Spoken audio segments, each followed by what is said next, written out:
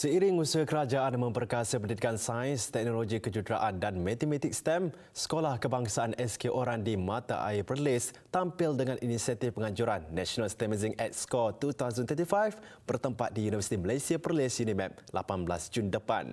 3 kategori dipertandingkan iaitu Robot Challenge, STEM Talent Show dan Inovasi.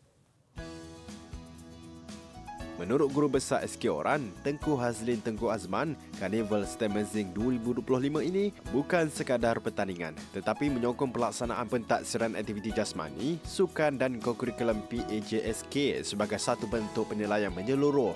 Selain itu, katanya, ia menjurus kepada pengukuhan bidang STEM yang semakin berkembang dan sangat penting untuk masa depan negara. Melalui karnival ini, murid sekolah rendah dan menengah dari seluruh negara diberi ruang untuk mengasah kreativiti, berfikir secara saintifik dan menyelesaikan masalah secara kolaboratif.